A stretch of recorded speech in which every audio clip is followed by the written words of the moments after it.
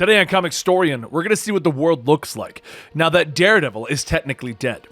This is Comicstorian, where I take some of your favorite trade paperbacks and single issues and I break them down into digestible bites. I turn them into a synopsis, which allows you to understand what is going on in the world of comics while cutting out a lot of the fluff. You get more context and more artwork if you go out to your local comic book store buying this issue, or to your favorite digital retailer. But this will allow you to know what is happening so that you can just go out and buy the next book if you really want to. All alterations to the panels, text, and images are to prevent copyright problems, and all art is owned by its respective companies. Today we're going to be doing more Daredevil videos written by Chip Zdarsky. When we last left off, Daredevil had come out of a pseudo-retirement and accidentally killed a man. After realizing he had in fact killed somebody, he decided to let Daredevil die. The entire city thought he was dead, and he decided to move on with his life. But becoming a superhero and then not a superhero is a very tough transition. And it was made even tougher when he discovered that the local residents of Hell's Kitchen began to pick up Daredevil masks and tried to be him. While this is going on, Daredevil found himself in the middle of a crime family war. Kingpin is trying to decide what to do now that he is the mayor, and a new detective named Cole has arrived and wants to bring Daredevil in for everything he did. Now, let's move on with our story. Issues 9 and 10 are happening today. It's later that Matt sits in the park with Reed Richards, Mr. Fantastic, and they play chess, exchanging pleasantries before Matt finally asks his big question. So Reed, you're Mr. Fantastic. Do you think that there's a God? Matt asks him.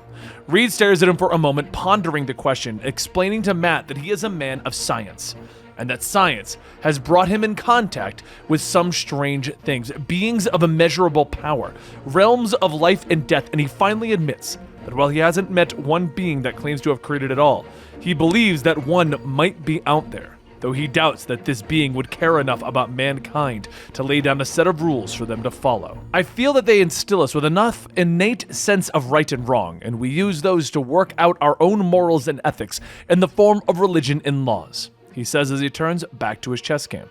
But again, I may be wrong. Reed then puts the question to Matt about whether he has faith in God himself, and the moral compass that he has given him, or in the intrepid word of God that mankind follows. It is later that day that Matt leaves for work, having stayed late due to his late lunch. But the reality is that he stayed late due to Mindy, who he could sense was waiting outside. He pretends that he didn't notice her at first until she steps forward. Matt, can I buy you a drink? The two of them go to a nearby bar where she apologizes for lying to him and springing her family-in-law on him, admitting that she used him to try and get a reaction out of her husband. He used to talk about leaving the business, leaving the city, but he just keeps getting in deeper and deeper. She tells him as she sips her drink. Why don't you just leave? Matt asks her, but Mindy sighs, explaining that she still loves her husband, or at least still has the lingering memories of loving him. He nods, but tells her that things won't get better and eventually people will be arrested or killed. I know. I don't want to leave my life. I just need it to change. She begins to sob, and against his better judgment, Matt moves forward, putting his arm around her, trying to comfort her. Time passes, and once again, Matt finds himself at the church, sitting in a pew discussing his life with Sister Elizabeth. Elizabeth, how do I know when God sends a sign? He asks her, and she nods, explaining that for her, it's the small things in life that she believes are a sign from God. A door opened gently to show her the light. It is such a thing that led her to the church. But Matt becomes distracted as he hears another sister in distress. She sighs and explains that the woman is upset because a teenager has gone missing, someone that she is close to. He has fallen in with some terrible people, she explains, leaving Matt alone, heading over to the group to help comfort her friend. Matt sits alone, pondering the signs that he's been given. Meanwhile, over at the precinct, Detective Cole North stares at the board with Spider-Man sightings, but there's no real pattern to it. He almost sees it as a large spiderweb. Hey, Cole, the officer says, bringing him out of his thoughts, and the man holds up a file telling him that they've got a guy in custody that says that he knows where Spider-Man hangs out. Probably Bull, but I figured you'd want to crack at him, the officer says, pointing Cole towards room 3. Cole thanks him, heading into the room, but he stops short, shocked to find a man beaten and tied up, his face covered. What the heck? Cole hisses as he moves forward, pulling the hood off of the man's face, shocked to see his partner. Get out. Run. Both men turn as the door is locked behind them. The lights click off and the view with the one-way mirror has changed. A group of officers are shrouded in the shadows, and they warn Cole that they know that they can't just kill him. That would be too much of a hassle, but they can kill those close to him. And they warn him that if he doesn't back off, if he doesn't leave the police and the vigilantes alone, they'll kill anyone that he's ever cared about. You want to stop that? You go home. You get out of this precinct. You get out of this city, Cole. Meanwhile, back with Matt, he steps out of the church into the pouring rain. He falls down on the pavement, looking up, reaching out with his senses. He can hear them. Leonard telling his new friends that he just wants to go, that he wants to leave the city. But the leader leans in close, explaining that to leave they need money, and to get money they have to ransom him to his father. He steps out of the room, moving into the next to see how much of the stolen coke they have that they could sell. And he gets mad when he explains that they don't have that much left. Maybe if you didn't snort it all, we'd be better off, he snaps to his friends, and they all look up as a heavy thump sounds off in the room that they left Leonard in. They move back through the darkened room, coming back into the next room to find a strange masked man waiting for them. Matt says nothing as the wind blows and the rain falls behind him. Who the hell? The leader snaps before rushing at him, but Matt dodges, grabbing the guy, throwing him to the ground. Another coming in with a knife, but Matt grabs one of the curtains, twisting his arm around. He ducks under the swinging bat, gently hitting the next thug in a pressure point, forcing him to drop his weapon. The leader gets hit with a blow that forces him to stumble off of the mat, but he ducks and blocks the next few, finally dropping the man to the floor. He falls back against the wall, breathing heavy, looking up as Leonard stands over him, a bat in his hands. Leonard, your family misses you, Matt tells him gently, and the boy stares at him for a moment before dropping the weapon. After freeing the boy who got mixed up with the wrong crowd, Matt walks through the city, the rain falling all around him as he cradles his bruised limbs. He doesn't truly know where he's going until he arrives at Mindy's bookstore. He steps inside with her being in shock at the state of his face and body, but he puts a hand out to stop her from talking. There's a brief moment of hesitation before they embrace, kissing as they find a desk in the store and take comfort in each other's company. It's later that Cole is sitting by Higgins' hospital bed, apologizing to his friend, telling him that he always wanted to do what was right, and that usually only results in him getting hurt, but now others are getting hurt, and he has no choice but to step aside. He walks out of the room with the sound of Higgins' beating heart on the machines following him out into the hallway. Meanwhile, back with Matt, he's in his bed, with Mindy pulling close to him. He doesn't know what he's doing, and he tells himself that he's her white knight. But he knows it isn't true. He knows that he isn't going to take her away from her life, isn't going to be a father to her daughter. His phone buzzes, telling him that it's someone from the office.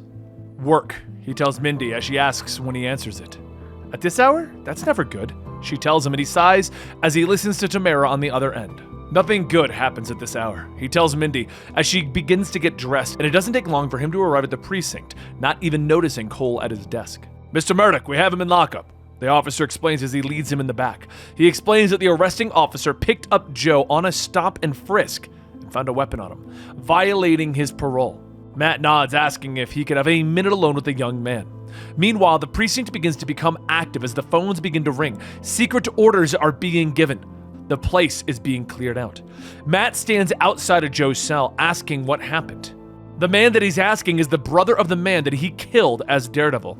Joe explains that he wasn't doing anything wrong, and Matt asks if he had a gun on him. Joe tells him he did, but explains that Hell's Kitchen is dangerous these days and you better be able to protect yourself. Matt sighs and explains that Joe is going to go to prison, but that'll put him in touch with Foggy Nelson. He's the best. We'll see what he can do for you. Matt tells him, realizing that he set up Joe on this path. He killed Joe's brother. Everything happening to Joe and his family is because of Matt Murdoch. But then he hears the stress in the precinct. He hears the voices on the telephone. He hears the worried whispers as the cops begin to shuffle people out. Meanwhile, back with Mindy, she's walking back towards her bookstore when she looks up in shock to see smoke curling from the front of the store, and she sees fire trucks out front. She rushes forward to find her husband sitting in an ambulance. He looks up at her, apologizing, explaining that he found two of Owl's men downstairs, trying to start the fire. We fought, but they managed to start a small fire. I'm so sorry. I tried to save all the books. I know they're everything to you, he says with tears in his eyes, but she takes his hand and hugs him. Tom, they're not everything. Back at the precinct, Matt looks up as an officer enters the holding cells behind him. Mr. Murdoch, I'm afraid your time is up. We're clearing the station. There's an incident unfolding. He begins to lead Matt Murdock outside, and Matt follows him, aware that the precinct cameras have suddenly turned off. Gotta lead you out back. It isn't safe, the officer says from in front of him, but Matt is already moving, wrapping his arm around the officer's throat, choking him out.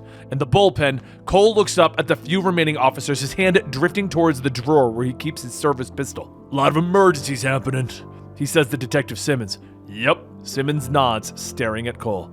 Need to talk to you. I'll bet you do, Cole says as he gently opens the drawer. Matt pulls out a white cloth covering his face, preparing to move. It wasn't supposed to be like this. He's dead, Simmons tells Cole. He moves fast, drawing his gun from his shoulder rig, but Cole is faster, bringing his pistol up, firing once, hitting Simmons in the shoulder. He begins to try and move as the others open fire, but Cole is across the room, cracking one in the face. One of the other officers opening fire on him, hitting their own men in the shoulder as Cole whirls around, firing, but a stray bullet hits him in the hand, sending his pistol flying.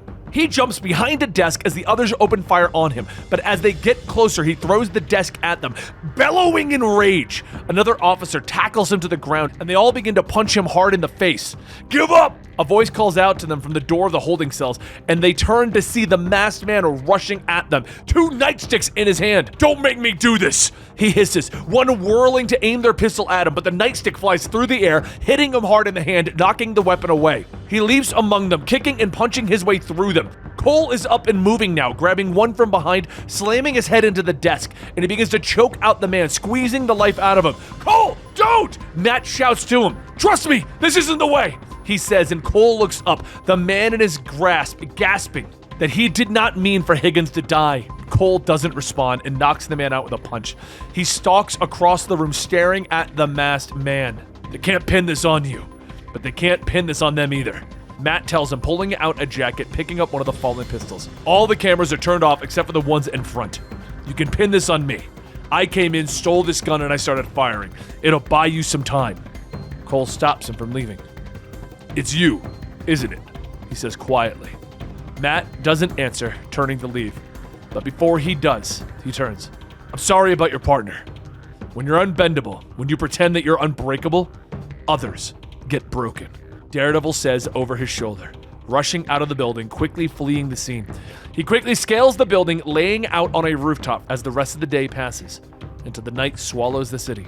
Finally, a voice approaches him, speaking. Taking on the police, barely able to fight? It looks like you need some help, Daredevil, Elektra says quietly.